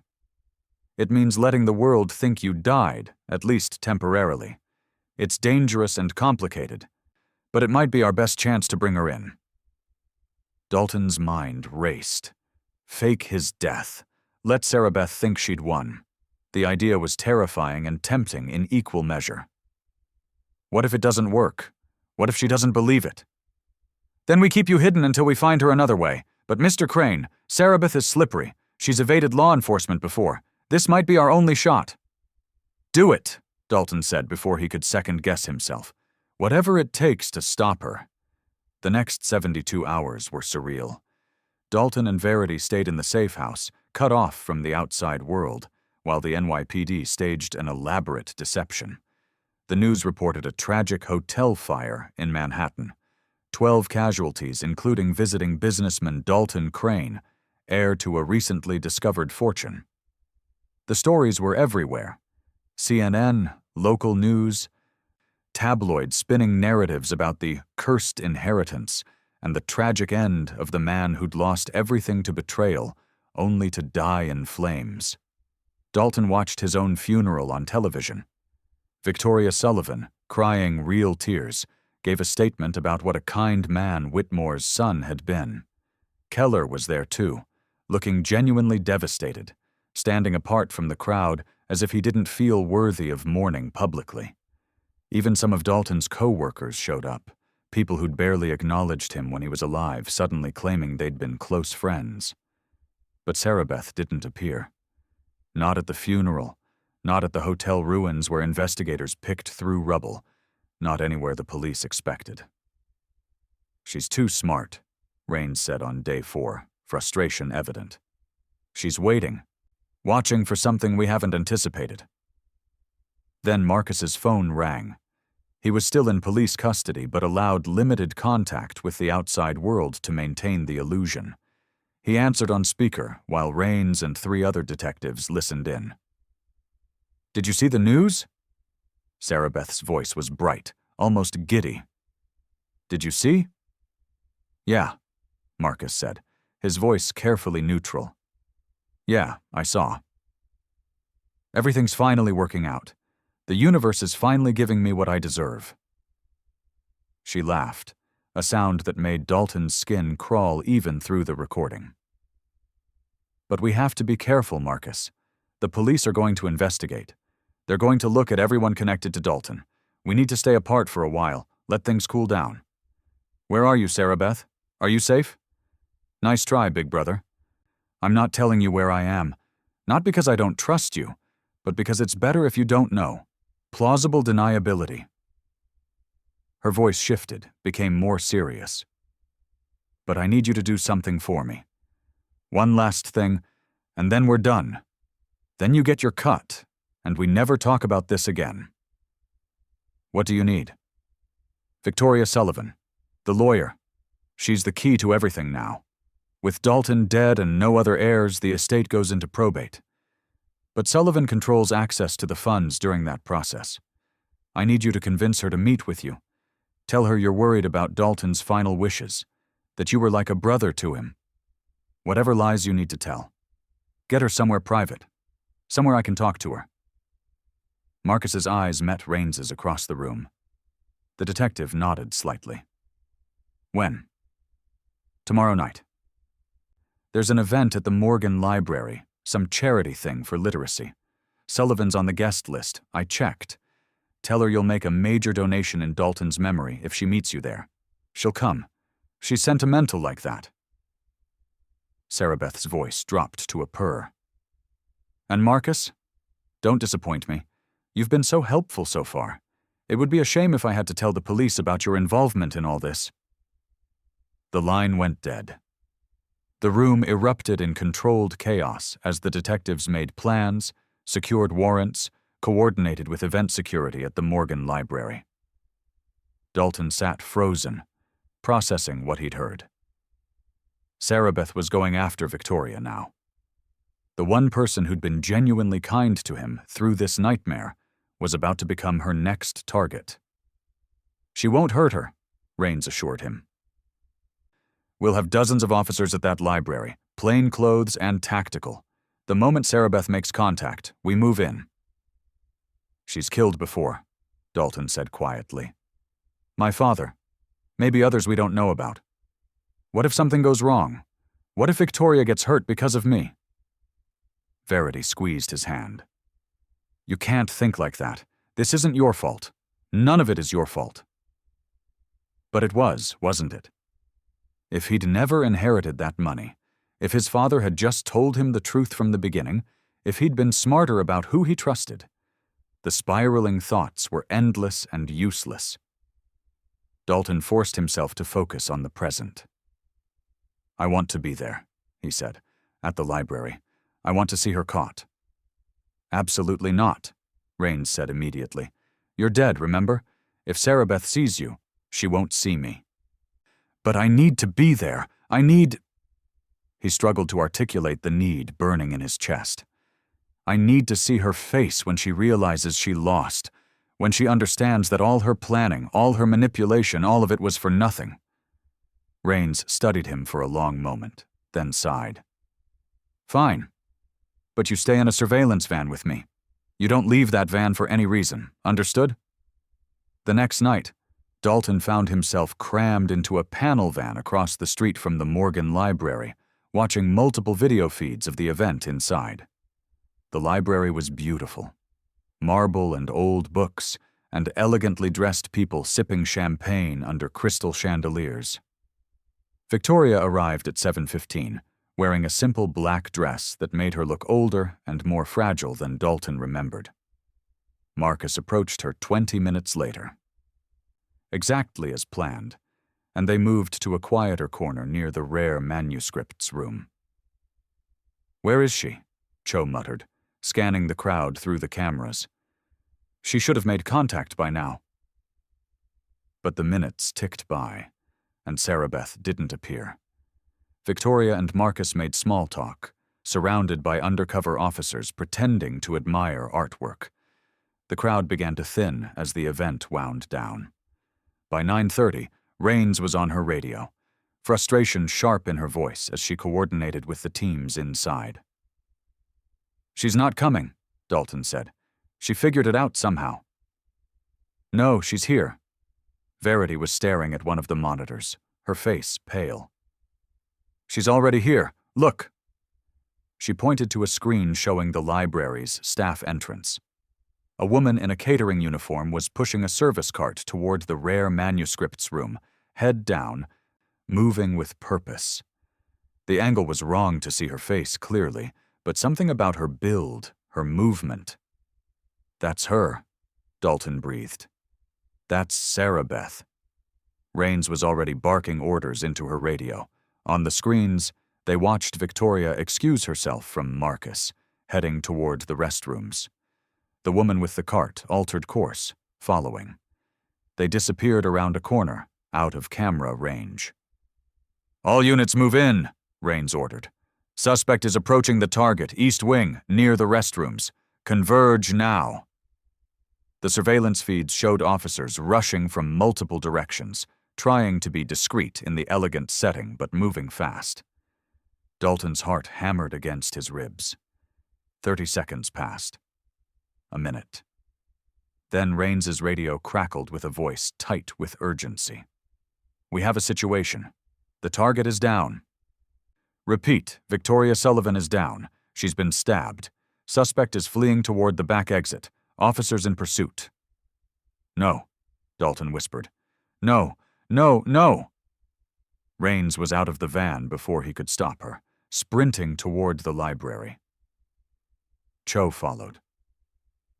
Dalton looked at Verity, saw his own horror reflected in her eyes, and then he was moving too, ignoring orders, ignoring safety, stumbling out of the van and across the street. He had to know if Victoria was alive. He had to see. He burst through the library's main entrance into chaos. Guests were screaming, running, officers were everywhere, some chasing toward the back of the building, others administering first aid to someone on the floor near the restrooms. Dalton pushed through the crowd, and then he saw her. Victoria was conscious, thank God, but blood soaked the front of her dress. A paramedic was applying pressure to her side while another prepared equipment. She saw Dalton and her eyes went wide. "You're alive," she gasped. "Thank God. Dalton, she said—" Victoria coughed, wincing. "She said to tell you it's not over. She said even death won't keep her from what's hers. She's completely insane." "Don't talk," the paramedic ordered. "Save your strength. We're getting you to a hospital." Dalton knelt beside her, taking her hand. "I'm so sorry. This is my fault. I should never have let you—" "Not your fault," Victoria said firmly, her grip surprisingly strong despite her injury. "Your father would be proud of how you've handled this. You're stronger than he knew." Then the paramedics were lifting her onto a stretcher, rushing her toward an ambulance. Dalton stood in the marble hall, surrounded by police and chaos, and felt the weight of everything crushing down on him. Sarabeth had escaped. She'd stabbed Victoria, kind, helpful Victoria who'd never done anything but try to help, and gotten away. "We lost her," Rains said, appearing at Dalton's side, breathing hard. "She had a motorcycle waiting in the alley, gone before we could get units there to block the exits. She's in the wind again." Dalton turned to the detective, and something in his expression must have scared her because she took a step back. "How?" he asked, his voice deadly quiet. "How does she keep escaping? How is she always one step ahead?" "I don't know. But we'll find her. I promise you, Mr. Crane, we will—" "Your promises mean nothing." Dalton's voice broke. "My father is dead. Victoria might die.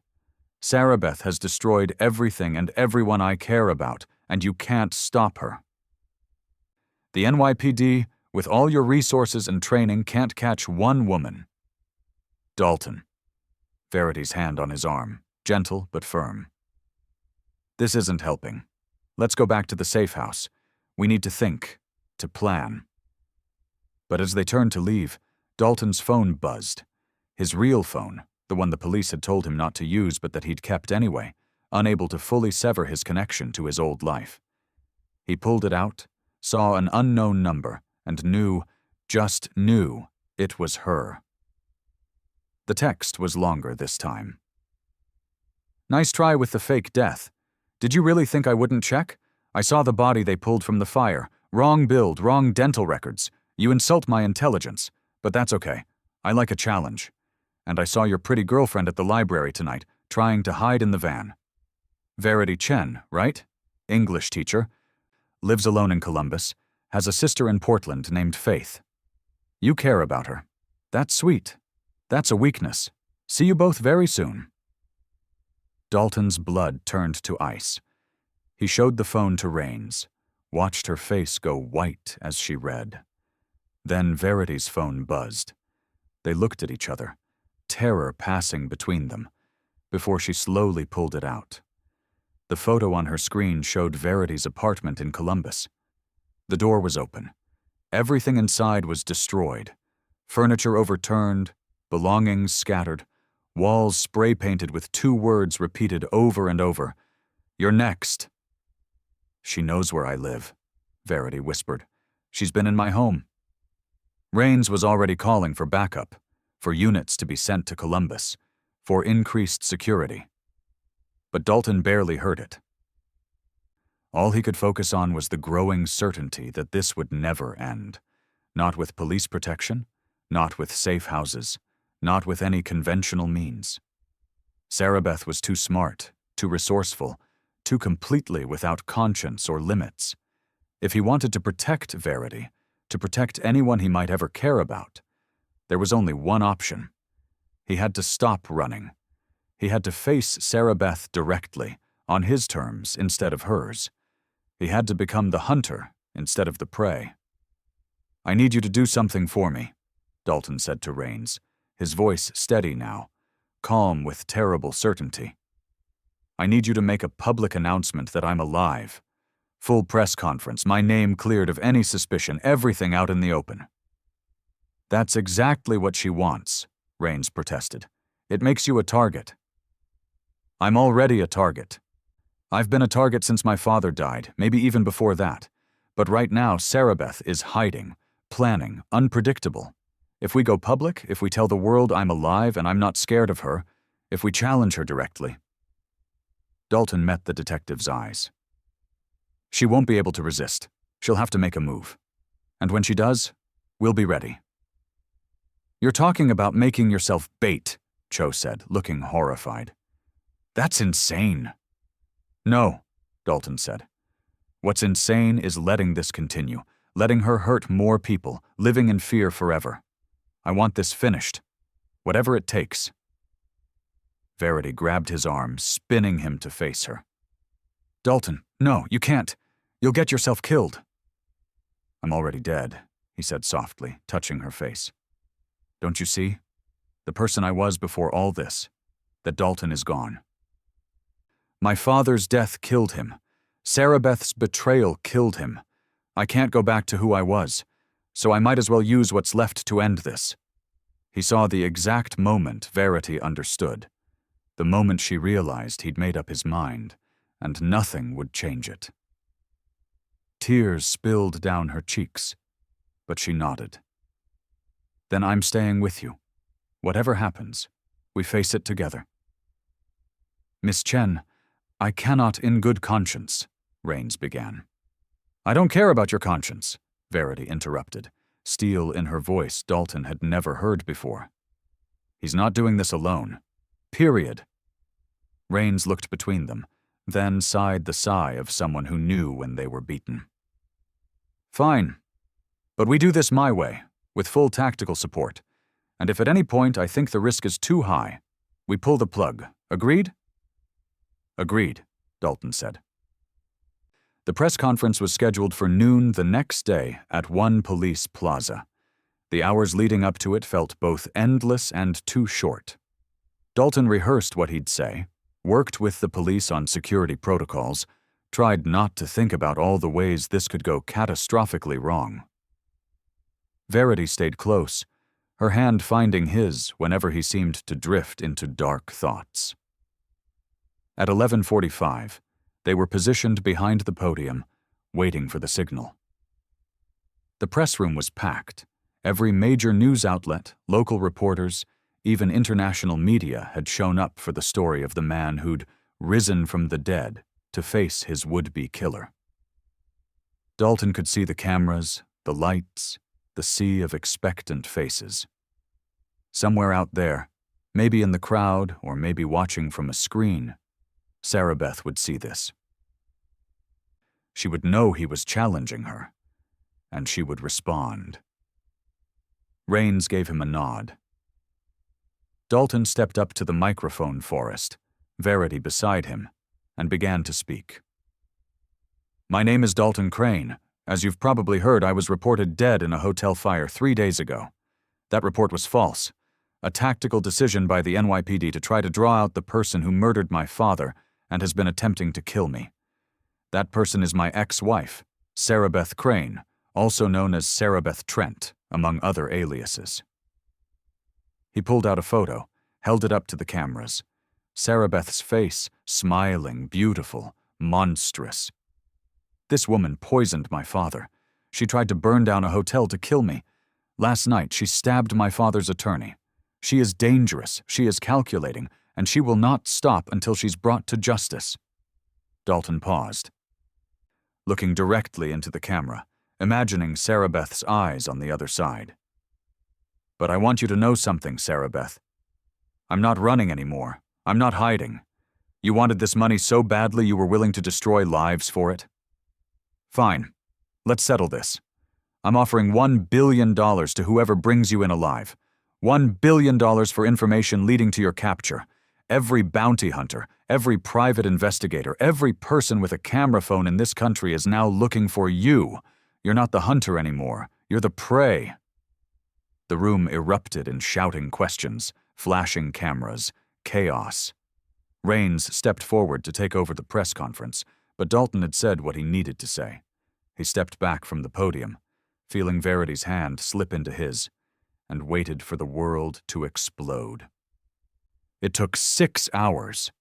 At 6:47 p.m., Dalton's phone rang. Not unknown this time, Keller's number.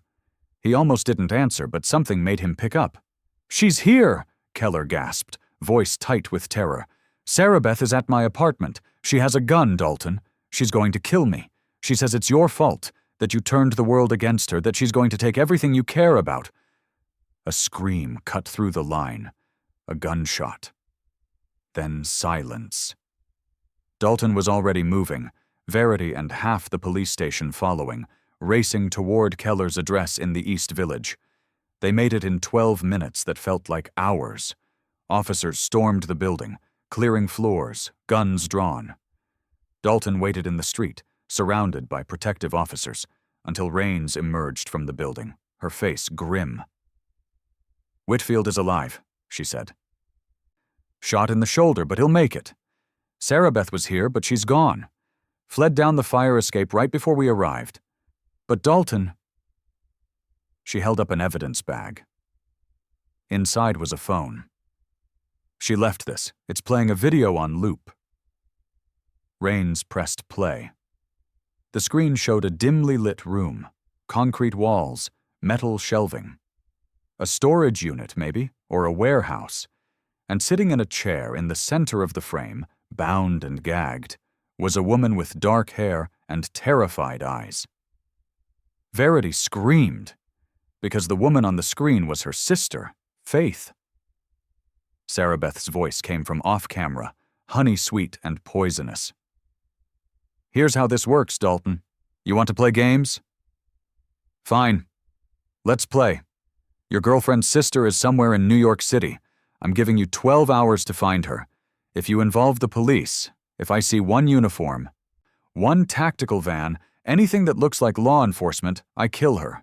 If you try to use that billion-dollar bounty to track me, I kill her. This is between you and me now, just like it always should have been." The camera swung around, showing Sarabeth's face for the first time since the library. She looked different. Hair shorter, dyed blonde, but her eyes were the same. Cold, calculating, utterly devoid of empathy. "You took everything from me," she said, and for the first time, Dalton heard real emotion in her voice. Rage, raw and burning. "My perfect plan, my perfect life, everything I worked for. So now I take everything from you. Come find me, Dalton. Come face me like a man instead of hiding behind police and lawyers and money. Or Faith Chen dies, and it's your fault. Just like your father's death was your fault. Just like Victoria's injuries were your fault. Everyone who gets close to you suffers. So prove you're not a coward. Come alone." The video froze on her face, that terrible smile, and then began to loop again. Verity was sobbing, clutching at Dalton, begging him to save her sister. Rains was shouting into her radio, trying to coordinate a response. But Dalton just stared at the screen, at the face of the woman he'd once loved, once trusted, once promised forever to. Sarabeth had taken everything. His father, his trust, his sense of safety, his belief in his own judgment. And now she had Faith, and she was daring him to face her. The question wasn't whether he'd go. The question was whether he'd survive what came next. 12 hours. Dalton stared at the clock on the police station wall. 7:03 p.m. That gave him until 7:03 a.m. to find Faith, to somehow outthink a woman who had been planning and executing elaborate schemes since before he'd even known her name. Verity was inconsolable, pacing the conference room while detectives tried to trace the video, analyze the background, find any clue to the location. "The storage unit could be anywhere in the 5 boroughs," Cho said, frustration evident. "We're running searches on rental facilities, checking recent transactions, but with a fake name and cash." "She doesn't want to make it impossible," Dalton interrupted, his voice hollow. "She wants me to find her. This is personal now. She left clues." He took the phone from the evidence bag, ignoring Rains's protest, and played the video again. This time he didn't look at Sarabeth or Faith. He studied the background, the details. The concrete wall had water stains in the upper corner, basement level, probably, or ground floor in an old building. The metal shelving behind Faith held boxes, and on one box he could just make out partial lettering. "Areen Sup." "Marine Supply," Dalton said. "She's near water. A dock, a marina, somewhere with marine equipment." Verity rushed to his side, staring at the screen. "The boxes. What else is on them?" They zoomed in, enhanced the image. More partial words, faded company logos, shipping labels. One showed a Brooklyn zip code. Another had a customs stamp from 2019. Detective Cho was already pulling up databases, cross-referencing marine supply companies in Brooklyn with storage facilities. There are 43 possibilities, he said after 5 minutes of frantic searching. We can start sending teams. No teams, Dalton said. She was clear. No police. She'll kill Faith the moment she sees uniforms. You can't go alone, Raines said firmly. That's suicide. She's already killed your father, stabbed Victoria, shot Keller. Keller. Dalton's mind was racing now, pieces clicking together. She shot Keller in his apartment. How did she know where he lived? They abandoned my old place together, took off separately. Unless... He looked up at Raines. Unless she's been watching him, following him. She knew he'd betray her eventually. She probably has surveillance on everyone connected to me. So what are you thinking? Verity asked, her voice raw from crying. I'm thinking Sarabeth is obsessed with control. With knowing everything, being 3 steps ahead. She's been tracking Keller, probably has been since they split up, which means she knows he's in the hospital right now. Dalton turned to Raines. I need to talk to him. Face to face. He knows Sarabeth better than anyone. He might recognize something in that video, some detail that means something only to him. The hospital room where Keller lay was heavily guarded. 2 officers outside, 1 inside. Keller looked terrible, pale and haggard, his shoulder bandaged, an IV drip in his arm. When Dalton entered with Verity and Raines, his former best friend's eyes filled with tears. I'm so sorry, Keller whispered. For everything. For your father. For the affair. For being too stupid and selfish to see what Sarabeth really was. I deserve what happened. I deserve worse. We don't have time for apologies, Dalton said, though some small part of him noted that Keller's remorse seemed genuine. She has Verity's sister. I need you to look at something. He showed Keller the video, watched his former friend's face go through shock, horror, and then recognition. I know where that is, Keller said. I've been there. When Sarabeth and I first started. When we were together, she took me to this storage facility in Red Hook. Said it belonged to a friend, that we could meet there. It was romantic at first, secretive. But looking back...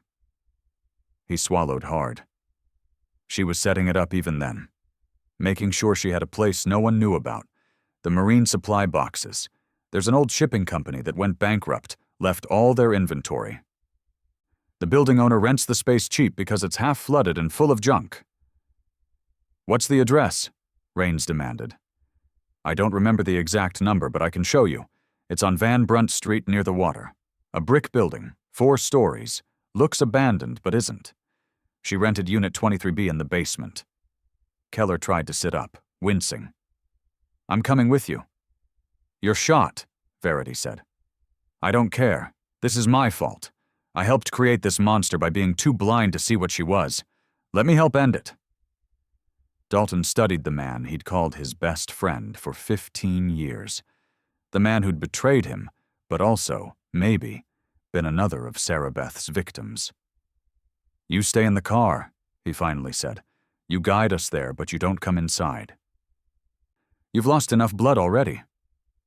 They left the hospital at 8:47 p.m., 10 hours and 16 minutes remaining. The drive to Red Hook was tense and silent except for Keller's whispered directions from the back seat. Raines had insisted on coming, along with Cho and 4 other detectives, but they would maintain distance. The plan was simple and terrifying. Dalton would go in alone, wired with audio and video, while police waited outside ready to storm in if things went wrong. When things go wrong, Verity corrected, gripping Dalton's hand so tight it hurt. Not if. When. Promise me you'll be careful. Promise me you'll come back. Dalton couldn't make that promise, so he kissed her instead, trying to pour everything he felt into that contact. Apology, hope, love, goodbye. When they pulled apart, her face was wet with tears. The building Keller indicated was exactly as he'd described, a decrepit brick structure that looked like it should have been condemned decades ago. Graffiti covered the lower walls, windows were broken or boarded up, and the whole place reeked of standing water and decay. But there was a new padlock on the front door, shiny and out of place. Dalton checked the wire hidden under his shirt, made sure the tiny camera in his jacket button was recording. Rains squeezed his shoulder once, a gesture that held both encouragement and apology, and then he was walking toward the building alone. The padlock opened easily. Sarabeth had left it unlocked. Of course she had. She wanted him to find her. Inside, the building was dark and maze-like, hallways branching in multiple directions, stairs leading both up and down. He chose down, following the pull of intuition and dread toward the basement. Unit 23B's door stood ajar. Light spilled from inside, warm and inviting, completely at odds with the horror Dalton knew waited. He pushed the door open and stepped into a space that had been transformed from storage unit into something almost comfortable. LED lanterns providing light, a space heater running, even a portable camping chair. And sitting in that chair, calm as if she were waiting for a friend, was Sarabeth. She'd changed since the library. The blonde hair was gone, replaced by her natural dark color, but cut short and severe. She wore tactical pants, a black jacket, and her hands rested casually in her lap. No visible weapons, but Dalton didn't doubt she had several hidden. "You're early," she said conversationally. "I gave you 12 hours. You found me in less than 2. I'm impressed." "Where's Faith?" Dalton demanded. Sarabeth smiled, that same beautiful smile that had once made his heart race. "Safe. For now. We'll get to her. But first, you and I need to talk. Really talk. Without police, without lawyers, without the world watching. Just us." "There's nothing to talk about. You killed my father. I freed you from a manipulative old man who was going to keep you poor and struggling your whole life out of some twisted sense of moral superiority." Sarabeth stood, moving with that predatory grace he'd somehow never recognized as dangerous when they were married. "Your father died quickly, painlessly. I showed him more mercy than he showed you all those years." The casual admission, the complete lack of remorse, made Dalton's stomach turn. "You don't get to justify murder. You don't get to—" "I don't get to?" Sarabeth's laugh was sharp. "Dalton, you still don't understand. None of this was random. None of it was luck. I chose you specifically because your father's financial records showed unusual discrepancies. I researched you for months, learned everything about you, engineered our meeting down to which coffee shop you frequented and what time you'd be there. I became exactly the kind of woman you'd fall in love with, sweet, struggling, in need of rescue, and you fell for it completely." Each word was a knife. "So our entire marriage was a performance, a very good one, I'll admit. I almost enjoyed parts of it. You were kind, considerate, exactly the type of man I could have loved if I were someone different. But I'm not someone different. I'm someone who takes what she wants.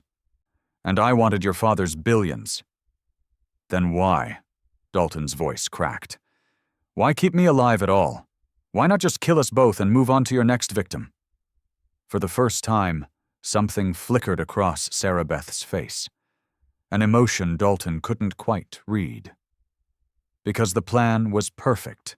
Marry you, wait for the old man to die naturally, support you through grief, slowly take control of the finances, and eventually, much later, after years together, arrange a tragic accident and walk away a grieving widow with everything.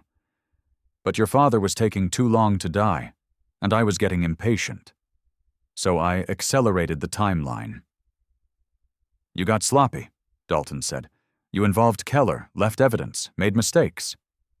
"Keller was a mistake," Sarabeth agreed. "I thought I could use him, control him. I underestimated his attachment to you. Even while we were together, he felt guilty, pathetic." She took a step closer. "But you want to know my real mistake? I fell into my own trap. I started to believe my own performance. There were moments, not many, but some, where I almost forgot I was acting. Where being your wife felt comfortable. And comfort makes you weak. Dalton heard what she wasn't saying. You actually developed feelings for me.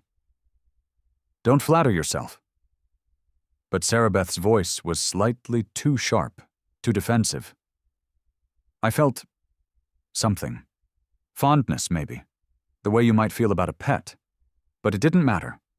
Money matters. Security matters. Everything else is just pretty lies people tell themselves. Then why all this? Dalton gestured around the room.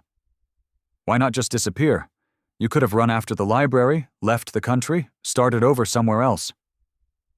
Instead, you kidnapped Faith, left me clues, lured me here. Why? Sarabeth's smile turned sad. Because I needed to see if you'd come, if you'd risk everything for someone you barely know, if you'd face me knowing I could kill you. She pulled a gun from behind her back, held it loosely at her side. I needed to know if you were still the same soft, trusting fool I married, or if losing everything had finally made you strong. This isn't strength, Sarabeth. This is sickness. Maybe. But it's my sickness, and I've made my peace with it. She raised the gun, pointed it at his chest. Here's what happens next. Faith is 3 rooms over, alive and unharmed. I'm going to walk out of here. You're going to wait exactly 5 minutes before you go to her. That gives me time to disappear. If you follow me, if your police friends try to stop me, I detonate the explosive I placed under Faith's chair. If you wait like a good boy, she lives, I escape, and we never see each other again. Dalton's earpiece crackled. Raines's voice urgent but controlled. Don't believe her. We're coming in. Keep her talking. But Dalton made a decision in that moment, one that surprised even himself. He reached up and pulled out the earpiece, let it fall to the concrete floor, pulled off the camera button and dropped it beside the wire. What are you doing? Sarabeth asked, genuine confusion crossing her face. I'm making a different choice. Dalton took a step toward her, toward the gun. You want to know if I'm strong now? If I've changed? Then here it is. I'm not letting you walk away. Not because I want revenge, not because I hate you, but because you're sick and dangerous and you'll do this again to someone else. So shoot me if you want. But I'm not giving you 5 minutes or 5 seconds. I'm ending this now.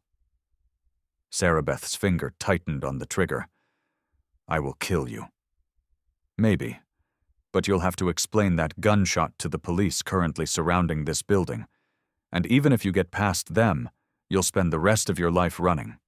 Every bounty hunter, every cop, every person who wants that $1 billion will be hunting you. You'll never be safe, never be comfortable, never be able to run another con. Is that really the life you want? Something shifted in Sarabeth's expression. The cold calculation wavered, revealing the desperation underneath. You ruined everything, she whispered. This was supposed to be perfect. I was supposed to finally have everything I deserved after years of struggling, years of doing whatever it took to survive. Do you know what it's like to grow up with nothing? To watch other people have everything handed to them while you fight for scraps? So that's what this is about? Childhood trauma? Join the club, Sarabeth. My mother abandoned me. My father hid the truth my whole life. I've been lied to and betrayed by everyone I trusted. But I didn't become a killer. No, you just became a victim. Sarabeth's voice dripped with contempt. Poor Dalton. So wounded, so tragic. At least I fight for what I want. At least I take action instead of just accepting whatever scraps life throws at me. You call murder action? You call manipulation strength? Dalton shook his head. I pity you. You've spent so much time wearing masks that you don't even know who you really are anymore. You're empty, Sarabeth. A shell playing roles, looking for the next score, the next victim. And you'll die empty, alone, with nothing real to show for any of it. The gun wavered, For just a second, Dalton saw past the monster to the broken person underneath. Someone damaged and dangerous, but also profoundly, achingly alone. Then her face hardened again, the mask slamming back into place. "Faith isn't 3 rooms over," she said coldly. "She's not in this building at all. I lied. I always lie. That's what I do." Dalton's blood froze. "Where is she?" "Figure it out yourself. You're so smart, so strong now. Prove it." Sarabeth backed toward the door, gun still trained on him. "Or don't. Let her die wondering why no one came to save her. Let Verity spend the rest of her life knowing you chose confronting me over rescuing her sister. Let that be my final gift to you. Guilt that will eat at you forever." She was at the door now, almost through it. Dalton had seconds to make a choice. Tackle her, risk getting shot, maybe get information about Faith's location, or let her go and hope the police outside would catch her. He chose neither. Instead, he said the one thing he knew would stop her. "I forgive you." Sarabeth froze. "What?" "I forgive you. For my father, for the betrayal, for all of it. Not because you deserve it, but because I deserve to let go of the hate." Dalton's voice was steady now, clear. "You were right about one thing. I was soft, trusting, too willing to see the best in people. But that wasn't weakness. That was hope. And I'm not giving that up. Not even for you. So I forgive you, Sarabeth. And I hope someday you find whatever it is you're really looking for, because I promise you, it isn't money." For a moment, just one fragile moment, Sarabeth's face crumpled. The mask slipped completely, and Dalton saw naked anguish, confusion, something that might have been longing for a different life, a different self. Then sirens wailed outside, close and getting closer, and the moment shattered. "Faith is at the old Domino Sugar Factory," Sarabeth said rapidly. "Tower 6, 3rd floor. She has maybe an hour of air left in that room before she suffocates. I wasn't lying about that part." Then she was gone, running down the hallway as shouts echoed through the building. Dalton sprinted after her, not to catch her but to reach the exit, to tell Rains where Faith was. He burst into the main hallway to find it flooded with police, and through the chaos, he saw Sarabeth cornered near a side door, officers closing in from all directions. She looked back at him one last time. Raised the gun, not toward the police, but toward herself. "Sarabeth, don't!" Dalton shouted, but she smiled, that sad, broken smile, and said, "At least I get to decide how my story ends." The gunshot was deafening in the enclosed space. Sarabeth dropped, blood pooling beneath her, and the officers rushed forward. Dalton stood frozen, watching paramedics swarm around the woman who had been his wife, his tormentor, his destroyer. She was still breathing, barely, being loaded onto a stretcher with desperate efficiency. Rains grabbed his arm. "The factory. We're sending units now. Where exactly?" "Tower 6, 3rd floor." "She's running out of air. Go!" The next 30 minutes were a blur, racing through Brooklyn streets with sirens screaming, police vehicles converging on the massive abandoned sugar factory, tactical teams pouring into the building. Verity was there too, having refused to stay behind, and Dalton held her as they waited for news. "We found her!" The radio crackled with Cho's voice. "Faith Chen is alive. Repeat, victim is alive and being extracted now." Verity collapsed against Dalton, sobbing with relief. They watched as Faith was carried out on a stretcher, conscious and terrified but breathing. Verity ran to her sister and their reunion. Tears and clutching hands and whispered reassurances was the first truly good thing Dalton had witnessed in months. Later, much later, at the hospital where both Faith and Sarabeth were being treated in separate wings, Rains found Dalton in the waiting room. "She's going to live," the detective said. "Sarabeth, the bullet hit her shoulder, missed anything vital. She'll recover to stand trial for your father's murder, attempted murder of Victoria Sullivan, kidnapping, and about 15 other charges. She'll spend the rest of her life in prison." Dalton nodded slowly. "Good. You saved Faith's life by getting Sarabeth to talk. If you'd tackled her, tried to force the information out of her, Faith would have died before we found her."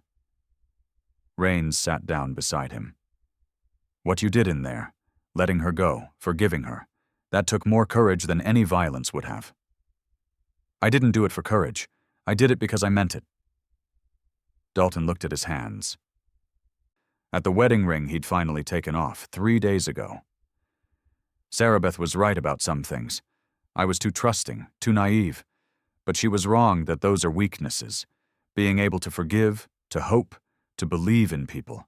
That's what makes us human. That's what she lost somewhere along the way." Verity appeared in the doorway, Faith beside her, wrapped in a hospital blanket but walking under her own power. "She wants to meet you," Verity said softly. "Faith does. She wants to thank the man who saved her life." Faith stepped forward, a younger version of Verity with the same kind eyes, and took Dalton's hand. "My sister told me what you've been through, what you risked to find me. I don't have words for that kind of gratitude." "I'm just glad you're safe," Dalton said. "You're a good man," Faith said simply. "Don't let what happened make you forget that." Over the following weeks, the pieces slowly settled into new patterns.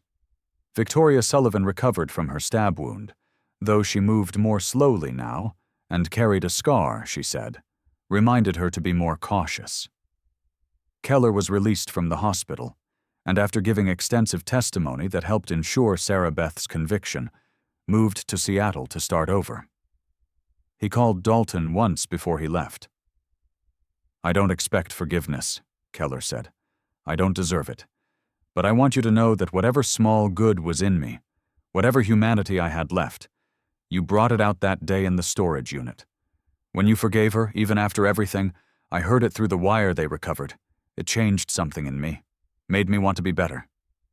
"Then be better," Dalton said. "That's all any of us can do." They never spoke again, but Dalton heard later that Keller had enrolled in therapy, was volunteering at a crisis center, was trying to rebuild himself into someone he could respect. It was enough. Sarabeth's trial was brief. The evidence was overwhelming, and even her expensive lawyers couldn't fight the forensics, the testimonies, the paper trail she'd left. She was sentenced to life in prison without possibility of parole. Dalton attended the sentencing but didn't speak. He simply sat in the courtroom, held Verity's hand, and watched as the woman who had tried to destroy him was led away in chains. She looked at him once as they took her out. He couldn't read her expression. Regret, defiance, resignation, maybe all three.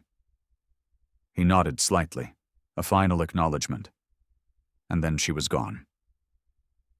The money was still there, sitting in accounts and trusts and investments, waiting for Dalton to decide what to do with it. For months, he couldn't bring himself to touch it beyond what was necessary. It felt cursed, tainted by everything that had happened. But slowly, with Victoria's guidance and Verity's support, he began to see it differently. His father had hidden the wealth because he feared what it would do to people. But Whitmore had been wrong about some things. Money wasn't inherently corrupting. It was a tool, and like any tool, its morality depended on how it was used. Dalton established the Whitmore Crane Foundation, dedicated to helping people escape abusive situations, funding legal aid for victims of financial fraud, and supporting mental health services. He donated $1 billion to establish a network of safe houses and crisis centers. Another $1 billion went to education programs for at-risk youth. He kept enough to live comfortably, not extravagantly, but securely, and put the rest to work trying to prevent other people from becoming victims like his father or manipulators like Sarabeth. Victoria helped him set it up, working from her office with her usual meticulous care, only now she had a personal security detail and a newfound wariness that saddened Dalton to see. "Your father would be proud," she told him when they finalized the foundation papers. "Not of the money. He never cared about that. But of the man you've become through all this horror. That would have meant everything to him." Verity and Faith returned to Columbus, but Dalton followed soon after. He bought a modest house, nothing like the mansion Sarabeth had wanted, and asked Verity if she'd like to move in with him. She said yes, without hesitation. "I've seen you at your worst," she said, helping him unpack boxes in their new living room. "I've seen you terrified, broken, furious, and through all of it you stayed kind. You stayed good. That's who you really are, Dalton. Not the money, not the tragedy, not the betrayal. The man who forgives even when he shouldn't. The man who risks everything to save people he barely knows. That's the man I love." They were married 8 months later, a small ceremony with just close friends and family. Faith was Verity's maid of honor. Victoria attended, smiling despite the cane she now used. Even Keller sent a card from Seattle, congratulating them and thanking them for the second chance their example had given him. Dalton stood at the altar, watching Verity walk toward him in a simple dress, and thought about all the paths that had led to this moment. His father's death, Sarabeth's betrayal, the money that had revealed everyone's true nature, the greed, the manipulation, but also the courage, the loyalty, the capacity for forgiveness and growth.